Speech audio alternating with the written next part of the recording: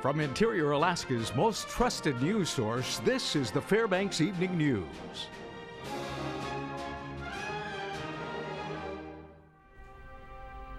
Good evening. Thank you for joining us. Our top story: a Fairbanks man has been indicted by a grand jury after allegedly assaulting another man with a handgun. According to an indictment filed in Superior Court on July 2nd, Christopher De Leon has been charged with 3rd and 4th degree assault. De Leon was previously charged with driving under the influence and misconduct involving a weapon after authorities say he was reportedly driving drunk and was found to be in possession of a firearm in the Big Dipper parking lot earlier this year. Little detail about the assault was made available. De Leon will be arraigned in Fairbanks Superior Court on July 21st. At 12:21 this morning, Alaska State Troopers arrested 45-year-old Alan Glenn Hughes at his home in North Pole. He was taken into custody on an outstanding felony warrant for evidence inspection. He was booked at the Fairbanks Correctional Center and is being held on $250,000 bail. The arrest is in connection with a 2013 case that was reopened that involved numerous counts of sexual abuse of a minor. 2 Anchorage residents have been accused of starting the sockeye fire north of Willow last month that destroyed 55 homes and damaged 44 other structures. Following an investigation, charges were filed in Palmer District Court today against 59-year-old Greg Imig and 42-year-old Amy DeWitt for their role in starting the 7,220-acre wildfire on June 14th. Investigators determined the cause of the fire to be an illegal escaped debris burn pile. Individuals responsible for starting a wildfire can be held accountable for up to 2 times the cost of fighting the fire. At last report, the suppression costs related to the sockeye fire were over $8 million. The latest report shows wildfires in Alaska have burned 4.4 million acres so far. There are 495 personnel on the Aggie Creek fire 30 miles north of Fairbanks. Yesterday, crews conducted burnout operations near the southwest edge of the blaze. The Alyeska pipeline and other sites near the Aggie Creek fire are still threatened. Officials say smoke may move into Fairbanks tomorrow morning with heavy smoke in the central and west portion of the interior. Statewide, there are a total of 304 active fires with 75 firefighting crews on the job. Fire officials say the fire acreage total for 2015 wildfire season is expected to surpass the numbers held during the fire season of 2004. 2015 is on the fast track to be one of the largest fire seasons in Alaska history. We are currently the 5th largest fire this year, and we are more than 14 days ahead as far as fire acreage goes to the 2004 fire season. A large number of people that were evacuated from Tanana since the village has been surrounded by wildfires are in Fairbanks, and some are still in the village. Monty Bowen has more in this report. When fires raged earlier this summer, the village of Tanana saw some major threats. More than half the 250 people who live there were evacuated, including women, children, and elders. Those still there are protecting property or supporting firefighters. Everybody who's here is either like us or 2 clinic people, city, a few tribal, and everybody else is working. Some of those evacuated are in Fairbanks and got a free ride last Friday on the riverboat Discovery. Ginger Marks was a guide with us for years, and we've had many guides from Tanana and Galena over the years on the boat to guide our visitors. And we heard that they were in town, and with not a whole lot to do, they're kind of stuck here. So we wanted to give them something to do, and so we've got a group of, I think, about 50 on board. Although Tanana's had flood emergencies, it doesn't often see threats from wildfires, and it is going to impact their pocketbooks. The problem is people like that are up there with their kids, and when they're working at the elders, and they don't have a job, and they're not getting paid, and they're sitting in Fairbanks. Some are at the Willows, and some are with friends. So it's going to get tough on money after a while. Those who stayed and the firefighters have protected most of the structures there. Cut around the cabins and places, and there's sprinklers on every place. There's portable water. Erickson said there probably haven't been that many people in Tanana since the 1890s gold rush. She said the novelty is wearing off. Being surrounded by this many fires, I was going to sleep last night and I said, when is this going to end? It's not fun anymore. This is Monty Bowen reporting. When we come back Wednesday, the World Eskimo Indian Olympics will kick off with feats of strength, agility, and endurance. We have a preview for you. Also, it seems that you can't go anywhere in Fairbanks without running into a construction project. We'll give you an update, plus more when we come back. And welcome back. As the number of acres burned by wildfire continue to grow, a collaborative effort is taking place in order to inform Alaska residents how to create a defensible space to protect homes. A free public workshop will be held Thursday, July 16th from 6 to 8 p.m. at the North Pole Fire Department. Members from the UAF Cooperative Extension Service, Division of Forestry, and the Fire Department will talk about creating and maintaining a defensible space to help homes survive wildfire. The best tools and techniques will be shown and demonstrated while including a short video, slides, and an open discussion. Eastern Alaska Forester Glenn Holt has 29 years of experience in dealing with wildland fires. He said that maintaining defensible land space is something to keep up with year to year. The problem a lot of times is embers, hot embers falling on your property. You might want to move the vegetation back. What types of vegetation are more burnable? The importance of keeping your gutters clear of debris so that they don't catch on fire. We give you these tips just as an aid for you to create your own defensible space. In less than 2 days, a celebration of Northern culture will commence as the World Eskimo Indian Olympics take place at the Carlson Center. It will mark the 55th year of the Games, which are designed to test strength, ability, endurance, have been held in Fairbanks. Now, however, the tradition of WEO dates much farther back than 1961, as these gatherings have come to pass for hundreds of years throughout Alaska's remote villages. The 4 days are centered on competition, but WEO is really about people of similar but unique cultures coming together. The traditional lighting of a sea oil lamp signifies the opening of the Games Wednesday night. Several dance performances as well as arts and crafts booth will run through Saturday evening. Miss WEO will be crowned on Friday night. Contestants spend their week together and are judged during the personal interviews, talent presentations, and impromptu speeches. Pageant coordinator Carmen Sears says each contestant embodies the ideals for which WEO was created. They're very young, energetic, they've got a lot going on for them, and it's just amazing to see, you know, what our future is going to be like with these girls. They have so much love for their tradition, yet they also have the need for education and making things better and helping other people, and it's just really amazing. Motorists in the Fairbanks area have been experiencing delays and road closures due to construction. The Department of Transportation for the State of Alaska Northern Region is currently working on a lot of projects in the area that are weeks away from completion. The Airport Way paving construction still has long ways to go to reach Pegger Road for completion, as does the construction on College Road, as paving is still to be completed on both sides of the road.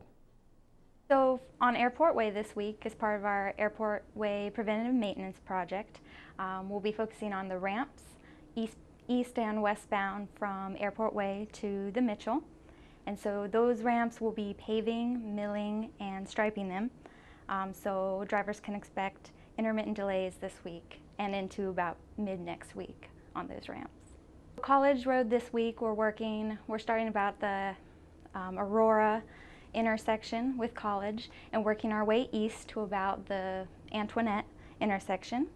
And we'll be grinding pavement there as well, and working on, we'll be pouring concrete for curbs, ramps, and gutters. DOT would also like to advise motorists that construction will be occurring on the Johansson Expressway in the vicinity of the College Overpass down to the railroad yards from 7 p.m. to 7 a.m. for about a week. Also, construction at the University and Airport Way is being delayed until further notice. There was a car show this past Saturday, the annual American Tire and Auto Car Show-Off. Dozens of drivers brought in their vehicles to show off to the Fairbanks public. In the parking lot of American Tire and Auto off South Cushman Street, there was display of dozens of personal vehicles. The car show was teaming with car enthusiasts and fanatics who take a look at what the Fairbanks area has to offer. You were able to find antiques, sports cars, exports, lifted trucks, and even a special ride such as a Jeep from the Jurassic Park movie. Everyone showed off their rides with pride, with the hoods up, and their rides looking fresh as ever. All right, Fresh Joe Cook. to death. Joe Cook is fresh. He's coming fresh. up next with sports and has some of the top stories from the weekend and today. All the Gold Panthers get a win, and the NAHL released its season schedule. All right, sports is next after the break.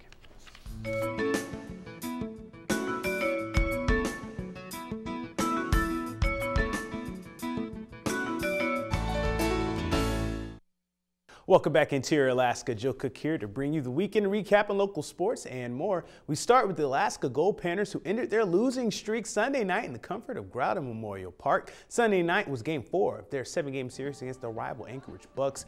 Game 4 was also the debut of Matt Van Molken, the former Lathrop star and current Elmira College player. Gave the Gold Panthers the lead for good with his RBI in the bottom of the second inning, giving Alaska a 2-1 lead. The Bucks were stymied by Alaska's Jose Hernandez, who was locked in 6 innings. Fernandez gave up 2 hits, no earned runs, and had 3 strikeouts for the Panthers. Nate Verlin, he gave the Panthers some more cushion with a triple that was good enough to bring home J.D. Hearns. John Schreiber threw the final 3 innings with no earned runs, and the Gold Panthers end a 7-game losing streak with a 5-2 win over the Bucks. The same teams meet for Game 5 tonight, and Game 6 will be Tuesday night at Groudon Memorial Park.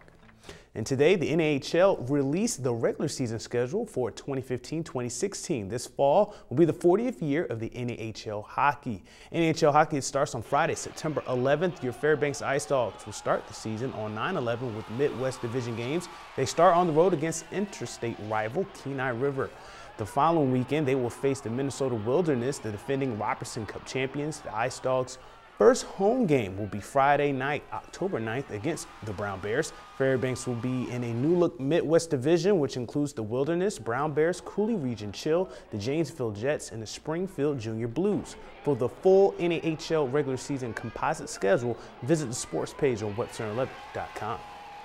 The Yukon Quest announced that they're going back to the way things were in regards to checkpoints. In a press release today, the Quest will make Dawson City a 36-hour mandatory checkpoint again.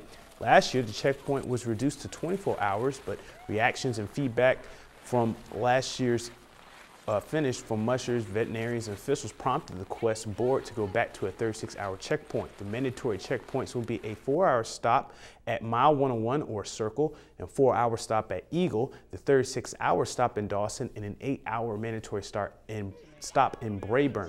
Also, the Yukon 300 race will have a change to its route. The race will now go along the Yukon River and loop back to Circle for the finish. Officials say it gives some teams a sense of the Yukon Quest in that little 300-mile race. Sign-up day for the 1,000-mile sled dog race, Yukon Quest, is August 1st. That's a Saturday. Yukon Quest starts in Fairbanks on Saturday, February 6, 2016.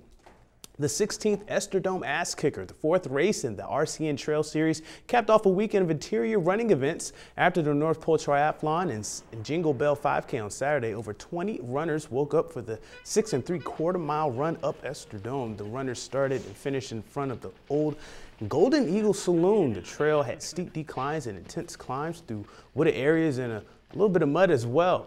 And out of the field of runners, Nick Jansen, he set the tone leading from start to finish, but he never ran away entirely from the field as rising UAF cross-country sophomore Grace Weller and Mike Hayes weren't too far behind. But Jansen, he wins the butt-kicking race in 1 hour, 5 minutes, 46 seconds. Weller was second overall, won the women's title in 1 hour, 7 minutes and 10 seconds. Hayes was third overall in 1:07:30. Here's some insight from the top 2 finishers who ran this event for the first time. It's pretty brutal. I mean, it's not even just straight up, you know. The first couple miles go up and down a little bit, and then it dips down, and then it's a straight charge up to the top. The downhill kind of hurt because you can't just go straight down. You kind of have to stop yourself from running. I've never run this race before, so it was nice to see that I'm a little bit in shape. Just trying to get ready for the fall. It'll be pretty fun. Girls soccer teams from Fairbanks are making noise in tournaments in Alaska and in Minnesota. No tournament titles, but multiple Eclipse teams made it to the finals and semifinals in their respective tournaments. Sunday in Anchorage at the Far North Invitational, the Eclipse 03 girls made it to the U13 final, but lost 5-1 to the Cook Inlet Velocity team. The Eclipse 02 girls were a bit closer in their U14/15 title game, but Crossfire Alaska came away with a 1-0 victory. So 2 runner-up finishes in Anchorage for the Eclipse. And out in Blaine, Minnesota at the Schwann USA Weekend Cup Tournament, the Eclipse 01 team fell in the U14 semifinal 1-0 to the Dakota Rev Rush. The Eclipse had 3 shutouts going into the title game. The 01 team and the Eclipse 99 team will stay in Blaine for the USA Cup, which starts Tuesday. And that'll do it for sports tonight. Mike Schultz is up next with your full weather forecast, and we'll catch you next time. Hey everyone, welcome back into the Fairbanks Evening News for a Monday night. Mike Schultz once again talking about weather. We had lots of weather today after a beautiful weekend. Yesterday was gorgeous, but today we had showers and thunderstorms around the area. Some of those dropped some hail. In fact, we had a viewer actually just emailed this to me a little while ago. Tom Hansen was able to capture some of that hail along the Gilmore Trail. You can see just pea-sized hail, but gathered quite a bit. And he said it looked like snow. And as always, if you have a photograph to share, by all means send it to photos@ktvf11.com. We'll share with the rest of the audience. 75 right now. The low last night 53. The record high 88 in 2009, 35 in 1934. Sunrise and sunset 20 hours and 22 minutes of daylight. A loss of 6 minutes from yesterday. On the satellite radar, you can see a lot of rotation in the area of down around Kodiak Island, helping to bring all this moisture in from Canada and helping to fire up those thunderstorms around the Fairbanks area. A little closer look, zooming in, and you can see as far as the rest of the state is concerned, we had showers around Kodiak, also showers over southeast Alaska, Juneau and Ketchikan, rain along the Aleutian Chain around Cold Bay, up and down the west coast for the most part. Lots of sunshine, partly cloudy skies. Nice day in Nome, 63. Not too bad in Barrow at 43, and Fort Yukon up to 73 degrees for their high today. Lower 48 weather, lots of weather to talk about, and it's all over the eastern half of the country, where the western half is once again starting to cook again. Salt Lake City 91, 90 in Denver. Not too bad at Seattle, 78 degrees, 100-degree temperatures in Las Vegas and Phoenix. Dallas almost 100 degrees. They'll probably go over 100 degrees tomorrow. The big news today was all the storminess over the eastern half of the country. St. Louis almost 100 degrees, and up and down the east coast looking at showers and thunderstorms. And look at this storm system moving rapidly across the Ohio Valley, bringing with it strong winds, flooding conditions, hail, the whole works. No tornadoes. And out to the west, things are looking pretty good too. As you can see, the skies are starting to clear there. Now, as far as the dangerous heat that's going to be building up across the northern and central plains, look at these temperatures. It's going to feel like 105 to 110 degrees. Heat exhaustion, heat cramps, and heat stroke are possible as that system continues. And it's all being brought in by the jet stream, once again, way up to the north, allowing all that warm and humid air to come up from the south, and it's going to be warm across a large portion of the country over the next few days, right on into the weekend. Well, back to Alaska for tomorrow. The northern sections, cloudy skies at Barrow, showers in Nome, and a few thunderstorms along with some smoke in the Fort Yukon area. Haven't had to say that word for a little while. Scattered showers or steady rain developing for Fairbanks, Healy, and Delta Junction by tomorrow afternoon. Temperatures in the low to mid 60s. Over southeast Alaska, it looks like heavy rain expected for Juneau. Periods of rain in Ketchikan. While over the southwest part of the state, we'll be looking at showers for Cold Bay. Rain will become showers in Kodiak, and showers likely once again in Bethel. And down around the Anchorage Bowl, cloudy skies at Anchorage. Showers are likely for Homer and Valdez, so all in all, not too bad across most of the state, except wet down to the south. All right, our forecast for the remainder of the night, showers and thunderstorms diminishing early. In fact, they're almost out of the picture now. Gusty winds with those showers, 55 degrees for the overnight low. Tomorrow's forecast, 65 degrees, showers developing by afternoon. And with a wind change, we might see some possible smoke coming back in the area again. Hopefully not, but it looks possibly that way. Temperatures warming back up again toward the weekend, and showers off and on from Wednesday, well, actually Wednesday and Saturday. Otherwise, partly cloudy skies expected for the rest of the 5-day period. Overnight lows will also be once again very comfortable in the mid-50s. No more thunderstorms after today, though. That is out of the picture. All right, sounds good. It's pretty interesting. Yeah, anybody see that big rainbow earlier? I did. Yeah. I posted it. It's very pretty. It was almost like a full spectrum because you could see colors you normally couldn't see. Roy G. Biv. Yeah, but no more rainbows, I guess, with no more rain. All right, that'll wrap up this edition of the Fairbanks Evening News. We're glad you could join us. Tonight on NBC Nightly News, Wisconsin Governor Scott Walker announced today that he would be joining the race for president in 2016. That's up next with Lester Holt. You can join us here 6 days a week at 6 and 11 or online anytime at webster11.com. We leave you tonight with some of the beautiful flowers you can see up at the Botanical Gardens at UAF. From all of us here at News Center 11, have a good night. Good night.